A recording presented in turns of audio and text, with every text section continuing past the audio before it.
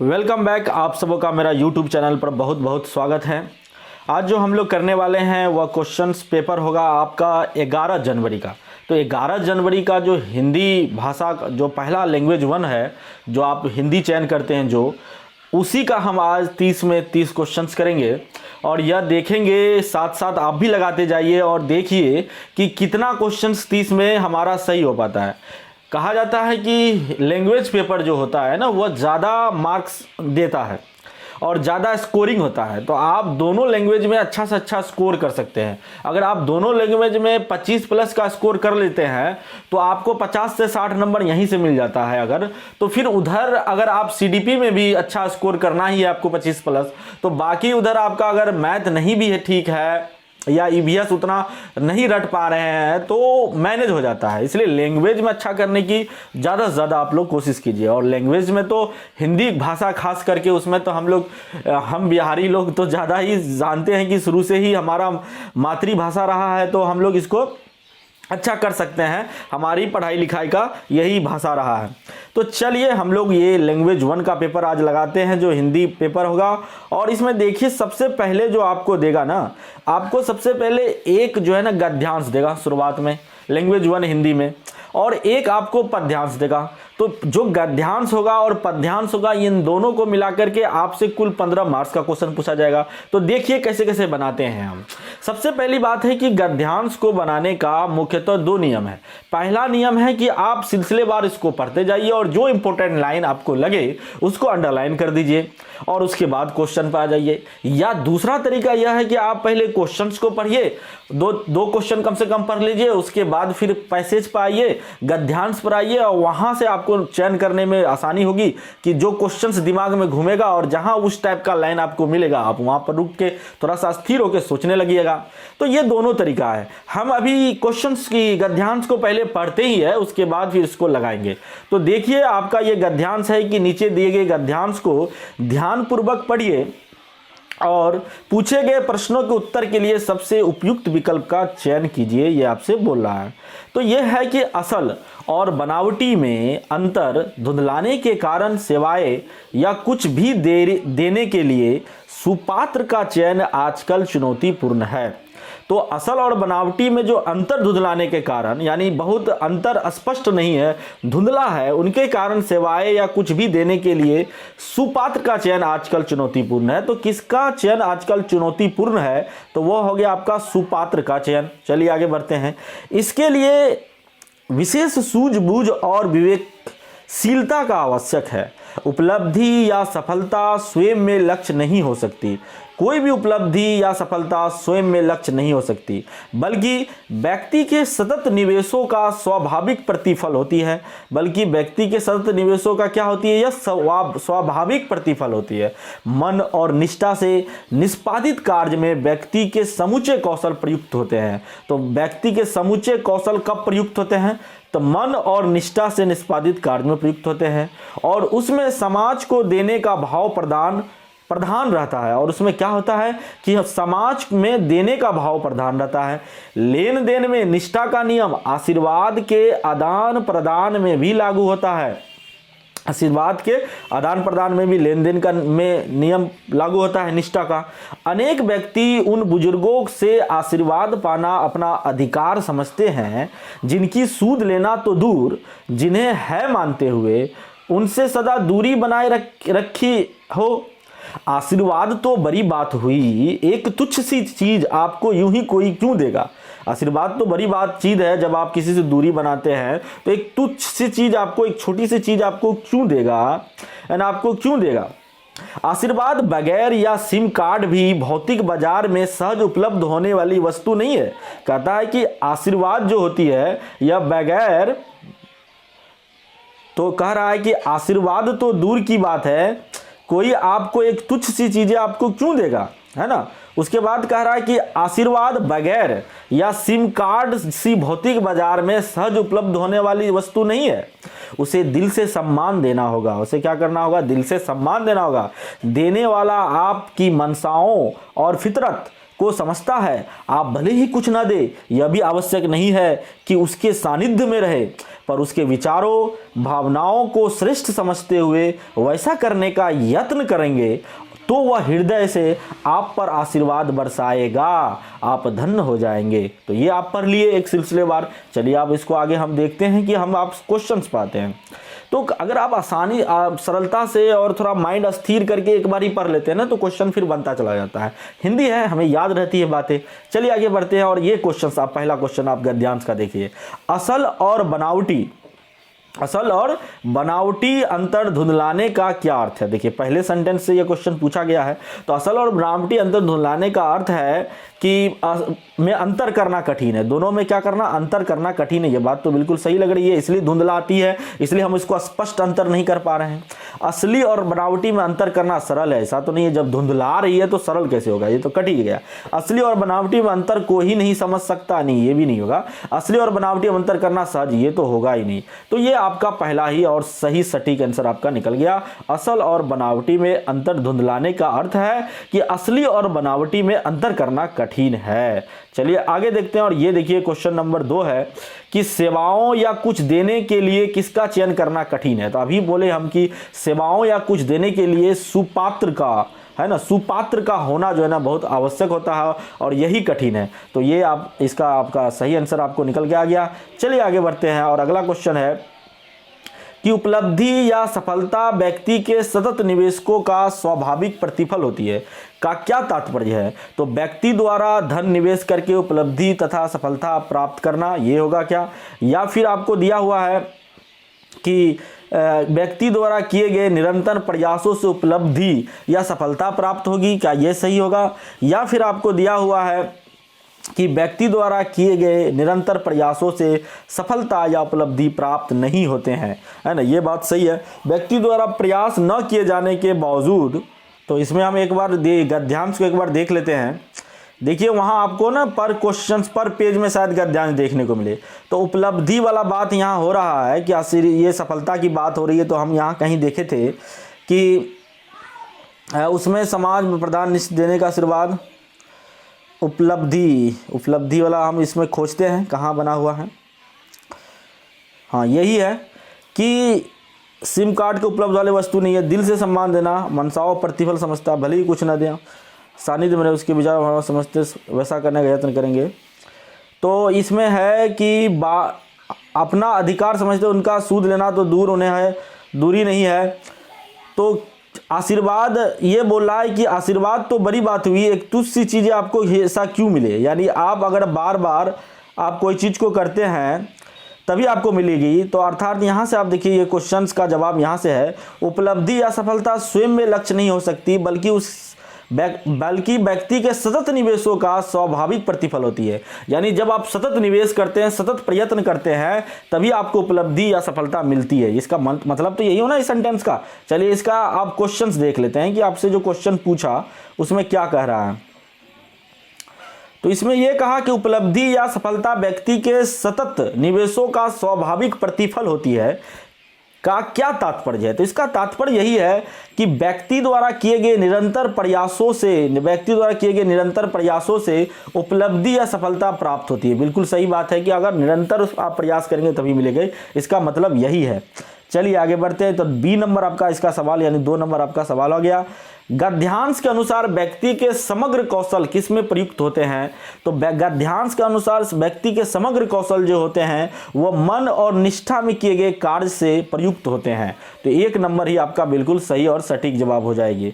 चलिए आगे बढ़ते हैं और अगला क्वेश्चन है, मन और पूर्ण निष्ठा से किए गए कार्य में कौन सा भाव प्रमुख होता है। तो परमार्थ का होता है या स्वार्थ का होता है या भक्ति का होता है या स्वहित का होता है। तो आप पढ़े होंगे इसमें कि परमार्थ का होता है। मन और निष्ठा से किए गए कार्य में कौन सा भाव प्रमुख होता है, परमार्थ का भाव प्रमुख होता है। तो यह आपका आंसर निकल के सामने आ गया। अगला क्वेश्चन है, निम्नलिखित में से किसे कौन सी वस्तु बाजार से नहीं खरीदी जा सकती है? तो आप बोले, आप वहां लिखा हुआ था सिम कार्ड आप बाजार से खरीद सकते हैं, मोबाइल भी आप खरीद सकते हैं, बगैर बर्गर भी आप खरीद सकते हैं, लेकिन आशीर्वाद आप जो है ना बाजार से नहीं खरीदी जा सकती है। इसके लिए आपको प्रयत्न करना होगा, मन से किसी की सेवा करने की भाव होनी चाहिए। तो इस पढ़ने से ये गद्यांश आपको यह पता चल गया होगा। स्वाभाविक में प्रत्यय है, स्वाभाविक में कौन सा प्रत्यय है जी बताइए? तो देखिए स्वाभाविक में जो प्रत्यय है ना वह हो गया आपका, इसमें हो गया आपका स्वाभाविक में इक, स्वाभाविक स्वभाव जोड़ इक है ना, ऐसा करके बनता है शब्द, तो इक प्रत्यय है, इसमें इक प्रत्यय है, तो ये इक 3 नंबर बिल्कुल सही और सटीक जवाब होगा। चलिए छोटा छोटा सवाल है, समय समय शब्द है, तो समय समय कैसा शब्द है जी? तो समय समय जो है पुनरुक्त शब्द है। पुनरुक्त शब्द क्या होता है? तो पुनरुक्त शब्द वह शब्द होते हैं जब किसी शब्द की एक साथ 2 बार आवृत्ति होती है, अर्थात वही शब्द या उससे पास आते हैं, तो ऐसे शब्द को पुनरुक्त शब्द कहते हैं। यानी जो बार बार 2 बार आप जो रिपीट होती है ना, वैसे शब्द को पुनरुक्त शब्द कहते हैं। तो इसमें आप देखिए कि समय समय जो है ना 2 बार रिपीट हुआ है, इसीलिए पुनरुक्त शब्द है। अगर आपसे यही समय समय अगर डेस वाला होता तो ये कौन सा समास होता, तो आप इसमें द्वंद्व समास दे सकते थे। तो ऐसा तो पूछा नहीं, पूछा है कौन सा शब्द होगा।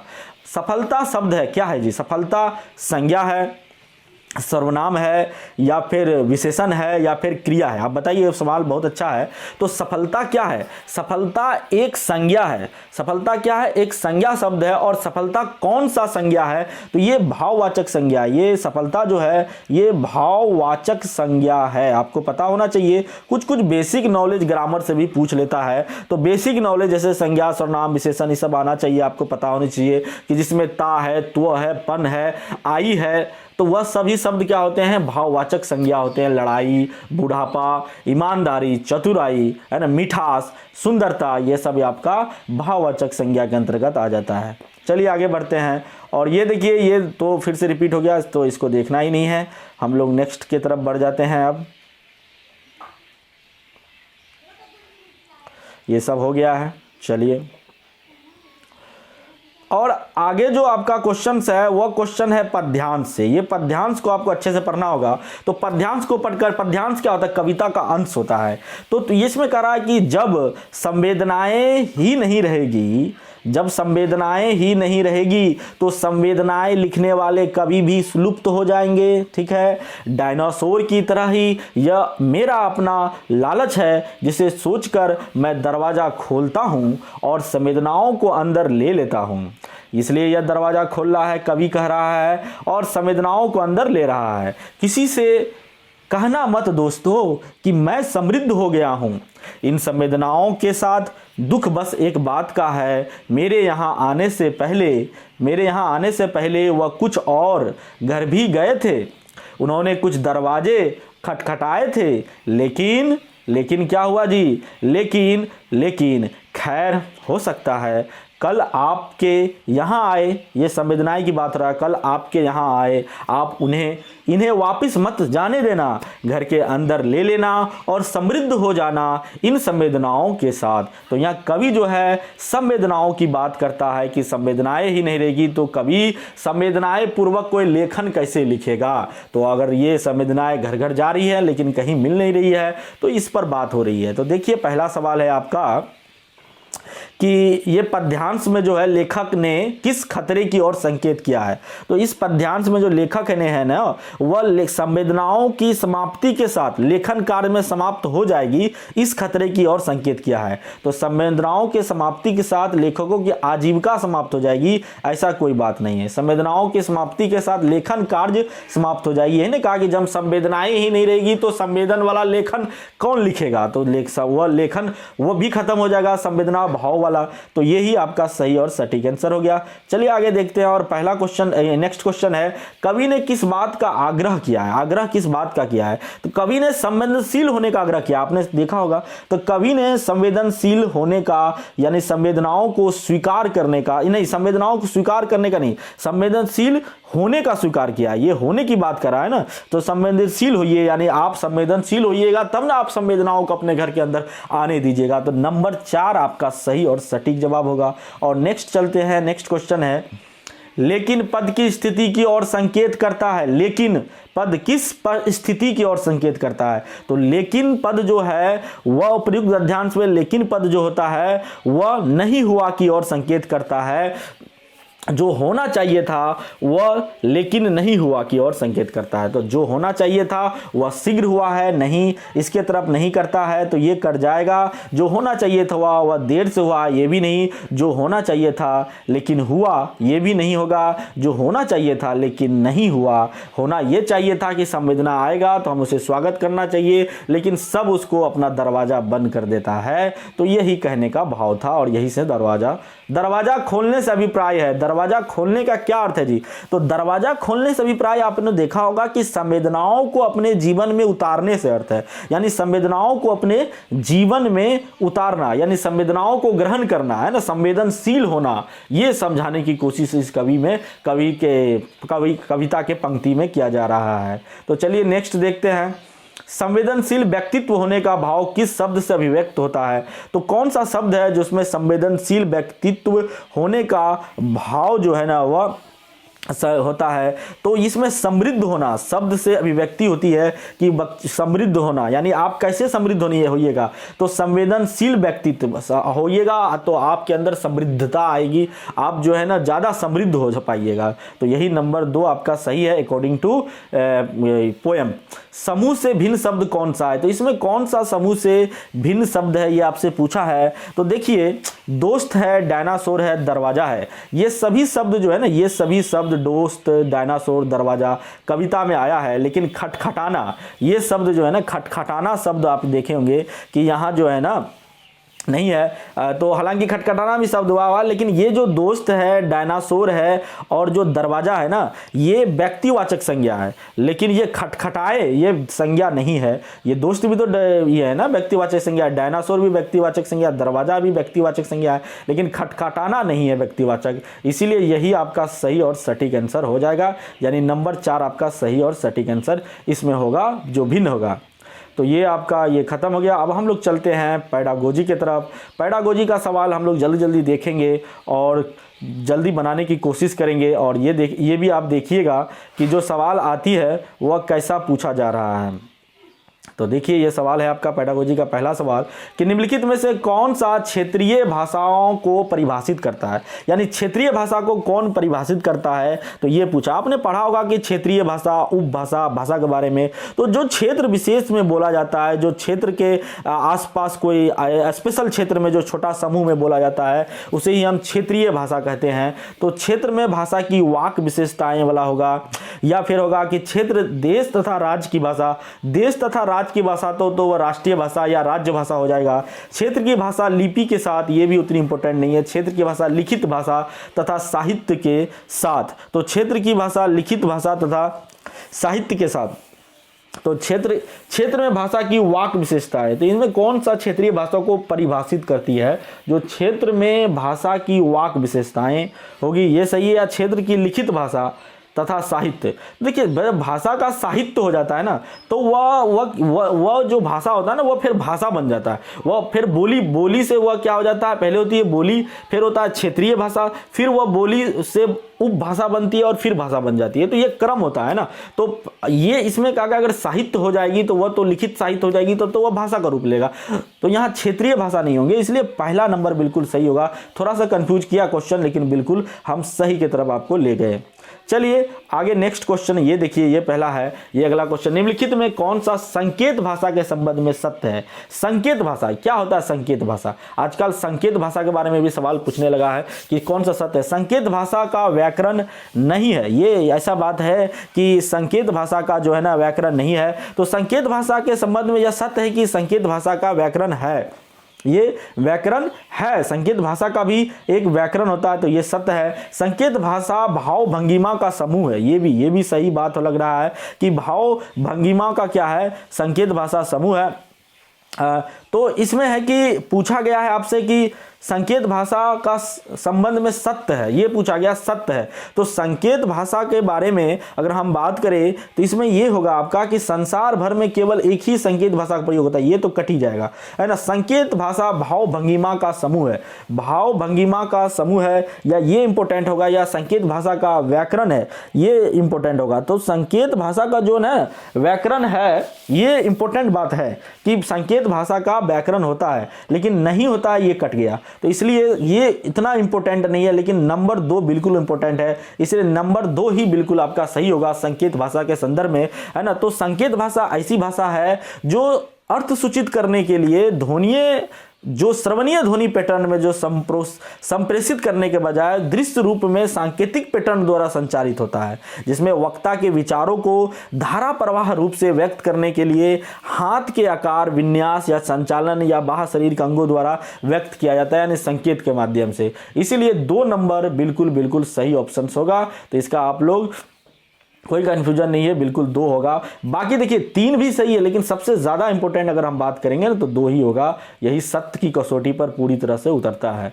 आगे आप देखिए नेक्स्ट क्वेश्चन है आपका कि भाषा सीखना, ये बहुत अच्छा सवाल है कि भाषा सीखना खाली जगह है, स्वाभाविक तथा अवचेतन है, सुविचारित तथा चेतन है, या स्वाभाविक तथा सुविचारित दोनों है, या जन्मजात तथा अस्वैच्छिक है। तो ये बात कहना कि यह जन्मजात तथा स्वैच्छिक है, ये तो गलत हो जाएगा, है ना। तो ये गलत हो गया, तो पहला तो 4 नंबर काट दीजिए, पहले गलत को हम छांटते हैं। स्वाभाविक तथा सुविचारित है ना, स्वाभाविक नहीं है यह, और सुविचारित हो सकता है लेकिन स्वाभाविक नहीं है भाषा सीखना। सुविचारित तथा चेतन है, ये सुविचारित यानी कुछ विचार करके और चेतन के साथ जब हम कोई सीखते हैं, और चेतन नहीं होगा, और चेतन जब होगा ना तो वो हो जाता है भाषा अर्जन हो जाता है, और चेतन प्रक्रिया है भाषा अर्जन। लेकिन यहाँ भाषा सीखना आपसे पूछा गया है तो वह सुविचारित तथा चेतन होगा। तो ये शब्द पर ध्यान दीजिएगा, चेतन वाला बात जो आ गया ना, इसलिए नंबर 2 बिल्कुल आपका सही हो गया कि हम चेतन में कॉन्शस होकर के कोई भी भाषा को सीखते हैं, उसका नियमबद्ध प्रक्रिया के साथ, ग्रामर के साथ उसको हम आत्मसात करते हैं, तो वह भाषा सीखना कहलाता है। तो ये हो गया। चलिए नेक्स्ट क्वेश्चन की तरफ चलते हैं, और ये क्वेश्चन आपके सामने है कि कक्षा में बहुभाषिकता एक रणनीति के रूप में प्रयुक्त करने से क्या तात्पर्य है ना। एक रणनीति के रूप में जो है बहुभाषिकता का प्रयोग करना चाहिए, इसका क्या तात्पर्य, ये आपसे पूछा गया है। तो पहला है कि शिक्षार्थियों की समान भाषा को अंग्रेजी माध्यम की कक्षा में पाठ्य वस्तु के अनुवाद के लिए प्रयोग करना, या शिक्षार्थियों की भाषा को भाषाओं के शिक्षण अधिगम तथा विषय के लिए प्रयोग करना, या कक्षा का निर्देश के माध्यम भाषा के सिवाय शिक्षार्थियों की अपनी भाषा का प्रयोग नहीं करने देना का तो सवाल ही नहीं है। बहुभाषावाद को हमें स्वीकार करना चाहिए और उसे संसाधन के रूप में समझना चाहिए। बहुभाषा वक्ता बनने के लिए विद्यालय में अनेक भाषाएं सीखना है, ऐसा भी नहीं है कि बहुभाषा वक्ता बनाने के लिए हम जो है बहुभाषावाद को एक रणनीति के रूप में अपनाते हैं, ये भी कट जाएगा। और ये भी कट जाएगा कि शिक्षार्थियों के समान भाषा को अंग्रेजी भाषा के में पाठ्य पुस्तक अनुवाद के लिए प्रयोग करना, ये भी कट जाएगा। और नंबर 2 बिल्कुल सही होगा, आप लोग भी सही मारे होंगे कि शिक्षार्थियों की भाषा को भाषाओं के शिक्षण अधिगम तथा विषय वस्तु के लिए प्रयोग करना, है ना। जो अच्छे बच्चा भाषा सीख के आते हैं, जो अलग अलग भाषा आते हैं, उनको शिक्षण अधिगम में हम प्रयोग कर करके भाषा शिक्षण को और बेहतर से बेहतर बनाने के लिए हम बहुभाषावाद अपनाते हैं। नेक्स्ट क्वेश्चन है कि कक्षा में, ये तो हो ही गया। नेक्स्ट क्वेश्चन है कि निम्नलिखित में से कौन सा भारत में हिंदी भाषा के संबंध में सत्य है। हिंदी भाषा के बारे में बोल रहा है कि कौन सा जो है ना सत्य है। यह भारत की राष्ट्रभाषा है, बिल्कुल गलत हो जाएगा। भारत की कोई भी राष्ट्रभाषा नहीं है, क्योंकि भारत विविधताओं का देश है, इसलिए भारत को कोई भाषा एक राष्ट्र बनाना अभी तक जो है ना संभव नहीं हो पाया है। यह शिक्षा में समान द्वितीय भाषा है, या शिक्षा में समान द्वितीय भाषा है क्या? यह भारत की सह राज्य भाषा है, ये बात सही होगा, है ना। चौथा ऑप्शन इसमें दिया ही नहीं क्या, चौथा दिख ही नहीं रहा है ना, तो चौथा हालांकि देखना पड़ेगा। इंग्लिश में, ये इंग्लिश कहाँ से होगा, है ना, ये तो हिंदी है, तो थोड़ा सा चौथा ऑप्शन इसमें नहीं दिया है। तो हम आपको इसमें एडिशनल ये बताते हैं कि जो भारत की जो ये भाषा है हिंदी, इसे राज्य भाषा का दर्जा दिया गया है, और ये आप लोग को पता होनी चाहिए कि यह भारत की सह राज्य भाषा है, यानी राज्य भाषा माना गया है यह, है ना, या शिक्षा में समान द्वितीय भाषा नहीं, द्वितीय भाषा कौन है, द्वितीय भाषा अंग्रेजी है, इंग्लिश है ना। तो ये प्रथम आधिकारिक भाषा आप हिंदी कह सकते हैं, लेकिन द्वितीय भाषा जो शिक्षा में यूज करना जाता है ज़्यादातर या आधिकारिक भाषा वो अंग्रेजी को माना गया है। और राष्ट्रभाषा का तो सवाल ही नहीं है कि राष्ट्रभाषा होगा, इसलिए नंबर 3 ही होगा। चौथा जो भी आएगा वो भी गलत ही होता है, इसलिए ये आपका नंबर 3 बिल्कुल सही हो गया। चलिए नेक्स्ट क्वेश्चन की तरफ चलते हैं, और ये क्वेश्चन है आपके सामने 111 नंबर का क्वेश्चन कि निम्नलिखित में से आप किसे प्रामाणिक सामग्री के रूप में स्वीकार नहीं करेंगे। स्वीकार नहीं करेंगे ये आपसे पूछा गया है कि आप किसे स्वीकार नहीं करेंगे। तो पत्रकारिता से एक कार्टून, है ना, प्रामाणिक सामग्री की पत्रकारिता से एक कार्टून के रूप में आप स्वीकार करेंगे, ये होना चाहिए। यहाँ पूछा है नहीं करेंगे, है ना, तो कौन है, तो इसको तो आप स्वीकार करना चाहिए आपको कि पत्रकारिता से कोई एक कार्टून अगर बन गया तो प्रामाणिक सामग्री हो सकता है ना। तो ये हो गया आपका नंबर 1, तो करेंगे, तो ये आंसर नहीं होगा। समाचार पत्र में एक विज्ञापन, हाँ ये से भी आप स्वीकार करेंगे, है ना, प्रामाणिक सामग्री के रूप में, है ना। पाठ्य पुस्तक लेखक द्वारा कोविड-19 पर लिखा निबंध या प्रसिद्ध लेखक मुंशी प्रेमचंद द्वारा लिखी लघु कथा, ये भी प्रामाणिक होता है। एक लघु कथा जो प्रेमचंद जैसा प्रसिद्ध लेखक अगर लिखा तो वह भी प्रामाणिक होगा, लेकिन पाठ्य पुस्तक द्वारा कोविड-19 पर लिखा निबंध जो है वह प्रामाणिक नहीं होगा। इसीलिए बिल्कुल और बिल्कुल आपका आंसर निकल जाएगा 3 नंबर ये आंसर होगा। चलिए आगे बढ़ते हैं हम लोग नेक्स्ट क्वेश्चन की तरफ, और यह सवाल आपका है कि कक्षा 8 की एक शिक्षिका अपने शिक्षार्थी को पाठ पढ़ने के अनुवर्ती कार्य के रूप में क्रम से कहानी की घटनाओं तथा विचारों को लिखने के लिए कहती है। यानी जो शिक्षिका अपने शिक्षार्थियों को, बच्चों को पाठ पढ़ने के अनुवर्ती कार्य के रूप में, यानी कि अनुवर्ती कार्य के रूप में, आगे बढ़ के कार्य के रूप में क्रम से कहानी घटनाओं या विचारों को लिखने के लिए कहती है, तो वह क्या कर रही है, तो अपने शिक्षार्थियों को उप विषय वस्तु के निर्माण के लिए कह रही है, या अपने शिक्षार्थियों को कहानी दोबारा पढ़ने के लिए कह रही है, या उनके लेखन कौशलों को पुनर्बलन दे रही है, या उनके कौशलों को याद को बढ़ावा देने के लिए। तो ये तो याद वाद वाला बात तो काट ही दीजिए। तो चौथा जो सबसे आसान जो होता है ना वो आपका सबसे पहले उसको काट दीजिए, है ना। तो ये हो गया आपका, तो ये हो गया कि लेखन कौशल को पुनर्बलन देने के लिए कर रही है, या अपने शिक्षा उप विषय वस्तु निर्माण के लिए कर रही है। तो देखिए कहानी को दोबारा लिखने के लिए भी नहीं कर रही है, तो ये भी कट जाएगा। अब रह गया 1 और 3 पर। हम तो 1 और 3 पर देखिए, यहाँ लेखन कौशल को पुनर्बलन देना इसका काम नहीं है। विचारों को वह कह रहा है कि अनुवर्ती कार्य के रूप में, जो पीछे का कार्य होता है ना उसको फिर से वह कह रही है, क्रम की कहानियों को, घटनाओं को लिखने के लिए कह रही है। तो इसमें यह है कि अपने शिक्षार्थियों को वह उप विषय वस्तु के निर्माण के लिए कह रही है कि इससे उप विषय वस्तु का निर्माण क्या होगा, इससे रिलेटेड बातें आपके अंदर वह क्षमता विकसित होगी, इसलिए कह रही है। चलिए नेक्स्ट देखते हैं अगला क्वेश्चन की तरफ, और ये सामने आपका क्वेश्चन है, इसको बनाइए। निम्नलिखित कथनों में से कौन सा भाषा की कक्षा में साहित्यिक पाठ सामग्री के शिक्षण के संबंध में सत्य नहीं है। देखिए यहाँ पूछा है नहीं है, और आजकल क्या होता है कि नहीं के बारे में जो पूछा जाता है ना तो थोड़ा सा वो अंडरलाइन भी कर देता है। तो वह पूछा है कि कौन सा भाषा की कक्षा में साहित्यिक पाठ सामग्री के शिक्षण के सत्य नहीं है। साहित्यिक पाठ सामग्री के शिक्षण के बारे में सत्य नहीं खोजना है आपको। तो साहित्यिक पाठ सामग्री का प्रयोग व्याकरण शिक्षण के लिए किया जाना चाहिए, क्या ये बात है, या फिर कह रहा है कि ये साहित्यिक पाठ सामग्री का सराहना आनंद तथा मजे के लिए होती है, ये तो कोई बात ही नहीं है ना। साहित्यिक पाठ सामग्री समालोचना चिंतन का विकास करती है, ये तो सही होगा, है ना, तो ये सही होगा। तो यहाँ पूछा है जो साहित्यिक पाठ सामग्री शिक्षण के संबंध में सत्य नहीं है, तो सत्य नहीं है पूछा गया है। तो ये बात पर आप लोग जरा सा ध्यान दीजिएगा, और तभी इस क्वेश्चन को आप लोग बनाइएगा कि कौन सा सत्य नहीं है। तो इसमें आपको क्या लग रहा है कौन नहीं होगा, तो इसमें नंबर 2 बिल्कुल सही होगा कि साहित्यिक पाठ सामग्री का सराहना आनंद तथा मजे के लिए होती है ना। ये नहीं है कि आनंद तथा मजे के लिए होती है, ये नहीं है। साहित्यिक पाठ सामग्री का प्रयोग व्याकरण शिक्षण के लिए किया जाना चाहिए, व्याकरण शिक्षण के लिए किया जा सकता है, तो ये सही होगा। चलिए आगे बढ़ते हैं हम लोग और नेक्स्ट क्वेश्चन की तरफ चलते हैं। रवीन समाचार पत्र में एक लेख पढ़ता है और कहता है कि रवीन समाचार पत्र में एक लेख पढ़ता है जिसमें कि वह अगले दिन अपने समूह में उस पाठ वस्तु का संपूर्ण विचार प्रस्तुत कर सके, अगले दिन उसके संपूर्ण विचार को प्रस्तुत कर सके। उसके इस पठन को किस रूप में जाना जाता है, तो पंक्तियों के बीच पठन, पंक्तियों से परे का पठन, या बारीकी से पठन, या सरसरी तौर पर पढ़ना, या सरसरी तौर पर पढ़ना, तो ये प्रस्तुत करने की बात हो रही है ना इसमें। तो रवीन जो है समाचार पत्र जो लेख पढ़ता है वो अगले दिन उसको अपने समूह में पाठ वस्तु का जो है संपूर्ण विचार प्रस्तुत कर सके, इसके लिए पढ़ता है। तो इस पठन को सरसरी तौर पर पढ़ना के रूप में जाना चाहिए। तो सरसरी रूप से पढ़ना ही होगा, तो पंक्तियों को सरसरी तौर पर पढ़ना ही यही होगा। चलिए नेक्स्ट आगे बढ़ते हैं। ये शायद स्केलिंग रीडिंग के अंतर्गत आ जाएगा इंग्लिश में अगर होता तो ये आपका सवाल का जवाब हो गया। चलिए नेक्स्ट पढ़ते हैं कि पढ़ते समय वह शब्द पहचानती है किंतु स्वयं से उसे प्रयोग करने में समर्थ नहीं है। इस शब्द भंडार को किस रूप में जानते हैं? यानी पढ़ते समय वह शब्द पहचानती है, सही ना, कोई शब्द को विद्यार्थी पहचानती है किंतु स्वयं से उसे प्रयोग करने में वह समर्थ नहीं है। तो इस शब्द भंडार को जो है ना, तो आप इसको देखिए, होता क्या है कि शब्द बच्चा सीख जाता है पढ़ते पढ़ते, लेकिन उसको स्वयं से उसके प्रयोग में वह समर्थ नहीं है, तो वह निष्क्रिय भाषा शब्द भंडार कहलाएगा, ना कि सक्रिय कहलाएगा।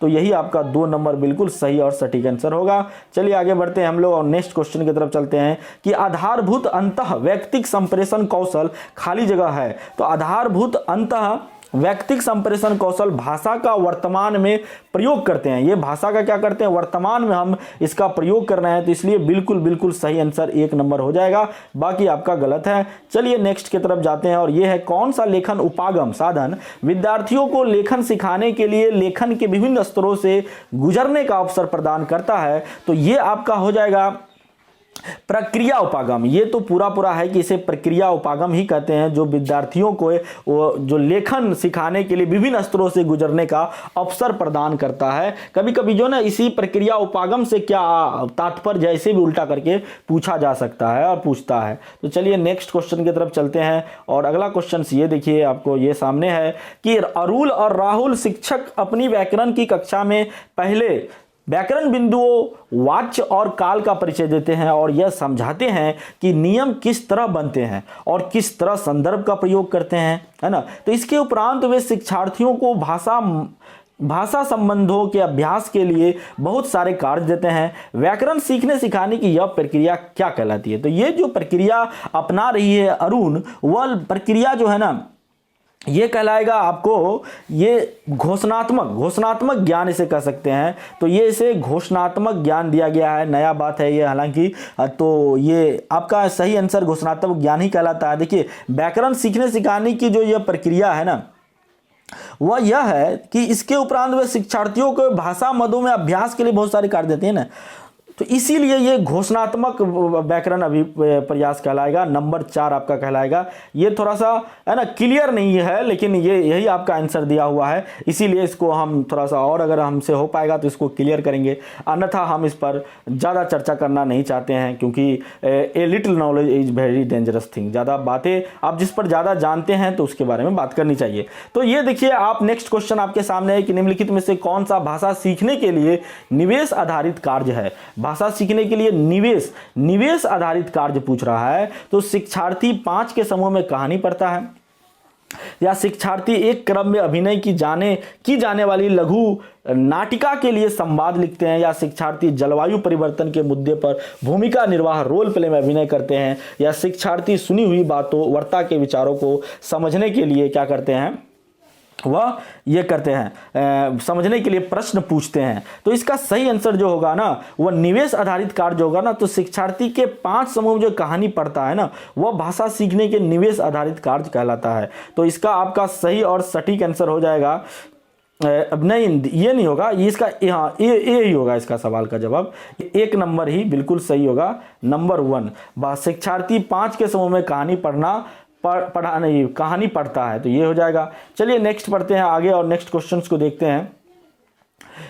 देखिए टाइम कम है, इसलिए थोड़ा सा एक्सप्लेनेशन करने में ज़्यादा और भी टाइम बन जाएगा, इसलिए लंबा वीडियो हो जाएगा। निम्नलिखित में से कौन सी भाषा शिक्षा की संकल्पना नहीं है? भाषा शिक्षा की बोला है कि संकल्पना नहीं है, ये बात आपसे पूछा गया है। तो इसमें जो होगा भाषा शिक्षण की जो ये है ना व्याकरण अनुवाद विधि, ये भाषा शिक्षण की संकल्पना है ना। लेकिन प्रथम भाषा का हस्तक्षेप त्रुटि शुद्धि, ये भी भाषा शिक्षण की संकल्पना है। और ध्वनि की तरंग लंबाई, ये भाषा सीखने की कोई संकल्पना नहीं है। बाकी भाषा का हस्तक्षेप होनी चाहिए, प्रथम भाषा का है ना होता ही है प्रत्येक बालक पर। तो ये आपका नंबर 2 बिल्कुल सही होगा, इसमें कोई डाउट नहीं है।